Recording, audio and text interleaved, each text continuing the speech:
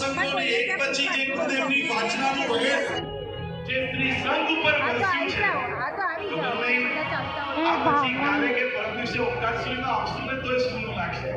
સાહેબ અહીંયા રોડ ઉપરથી જઈશું ને તો એક વાર તો એ જ ગીત ગૂંજતું હશે મારા હૃદયના ધબકાર ગુરુ આખા બેસીને જાણે એમ લાગે ખબર નથી કે સિકંદર દાદા જ્યાં ચોમાસું કરતા હશે શું માહોલ છે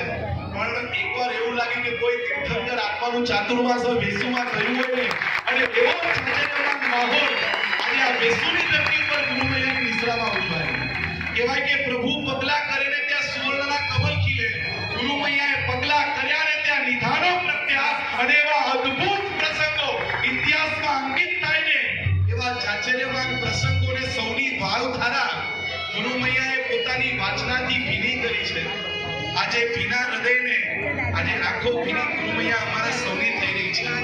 ખબર નહીં આ 6 મહિના ગુરુમૈયા કેમ વીતી ગયા કે આ 6 મહિનામાં શ્રી સંતને કેટલું બધું આપ્યા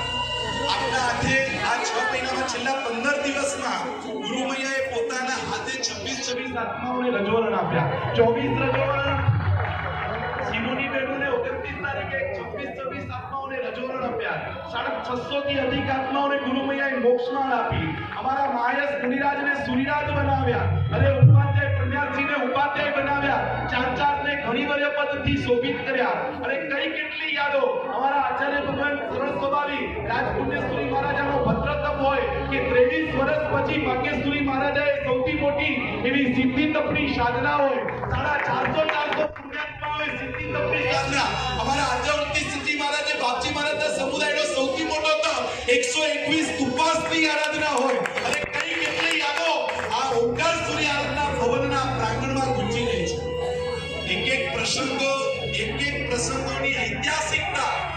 કદાચ સુવર્ણના અક્ષરે લખાય મને ખબર નથી કે સાહેબ શું કરશે પણ સાહેબ આ ચોમાસું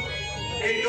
ગ્રંથ રૂપે શ્રી સંઘને મળે ને એવી ઐતિહાસિક ઘટનાઓ આ ચોમાસામાં ગુરુમૈયાની નિશ્રામાં શાસ્ત્ર સંશોધક મુનિચંદ્ર શ્રી મહારાજા સરળ સ્વભાવી રાજપુણ્ય શ્રી મહારાજા સંસ્થાપક આચાર્ય ભગવાન ભાગ્યેશ્વરીશ્વરજી મહારાજા નૂતન આચાર્ય માયેશ્વરીશ્વરજી મહારાજા અને આ વિશાળ શ્રમણ ભગવંતો અને આ વિશાળ શ્રમણી ભગવતીઓ હવે ક્યારે આવું ચોમાસું જોવા મળશે 650 શ્રમણ શ્રમણી ભગવંતો હવે ક્યારે આવી એક બાજુ મજાની ગુરુમૈયાની વાચના એક બાજુ સરસ્વતી લબ્ધ પ્રસાદજીના પ્રવચનો એક તરફ